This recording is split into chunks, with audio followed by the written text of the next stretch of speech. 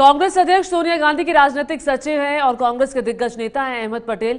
आखिरकार गुजरात से राज्यसभा चुनाव वो जीत गए।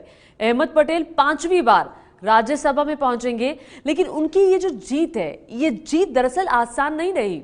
बीजेपी ने उनकी राह रोकने की भरपूर कोशिश की और एक वक्त तो ऐसा भी लग रहा था कि अहमद पटेल का इस बार राज्यसभा में पहुंचना मुश्किल हो जाएगा।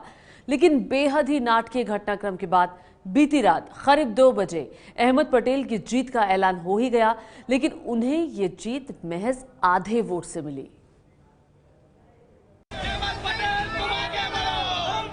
राज्यसभा चुनाव में ऐसा घमासान पहले शायद ही हुआ होगा जैसा इस बार गुजरात में नजर आया।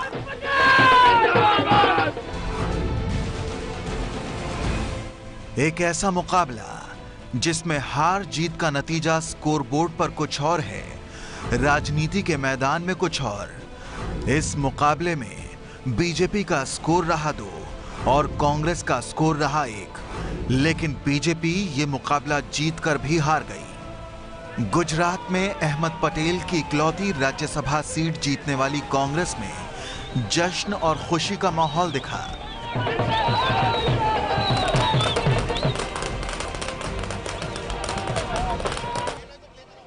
जबकि बीजेपी के नेता अपने राष्ट्रीय अध्यक्ष अमित शाह और केंद्रीय मंत्री स्मृति ईरानी की दोहरी जीत के बावजूद कुछ ऐसे अंदाज में बात करते नजर आए जैसे मुकाबला हारने वाले करते हैं।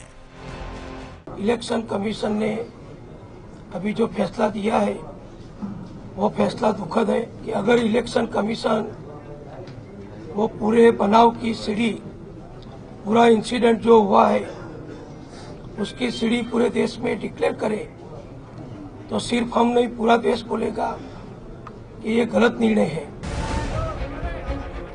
अहमद पटेल की इस जीत में बीजेपी के विधायक नलिन कोटडिया की बगावत का बड़ा हाथ रहा। नलिन अगर कांग्रेस को वोट नहीं देते तो अहमद पटेल की जीत मुश्किल थी। गुजरात राज्य में राज्यसभा चूंटणी मतदान हतुं। आ मतदान अंदर भारतीय जनता पार्टी धारासभ्य नाते पार्टी मैंने व्हीप आपेलो और ए व्हीपनो अनादर करूँ तो 6 वर्ष सुधी सस्पेन्ड थाव, चूंटणी न लड़ी शकूँ। ए जतुं करीने पण पाटीदार समाजना 14 वीरलाओ जे शहीद थया छे एमना आत्मानो अवाज सांभळी अने पाटीदार समाजनी जे पीड़ा छे ए सांभळीने भारतीय जनता पार्टीना विरुद्धमां मतदान कर्युं छे। बीजेपी विधायक की बगावत से हुई कांग्रेस की ये जीत अमित शाह और स्मृति ईरानी की दोहरी जीत पर भारी पड़ गई।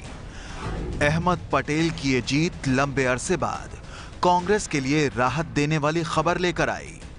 कांग्रेस के लिए ये बहुत बड़ी जीत है जिससे गुजरात के राज्यसभा चुनाव में बीजेपी से लड़ने की उसकी रणनीति पर कामयाबी की मोहर लग गई है।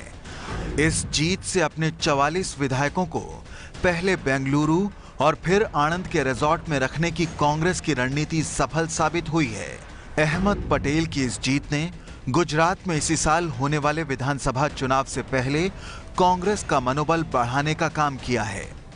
ये जीत एक ऐसी संजीवनी है जिसकी शंकर सिंह वाघेला की बगावत से कमजोर पड़ी कांग्रेस को सख्त जरूरत थी। ये चुनाव में सत्य की जीत हुई है।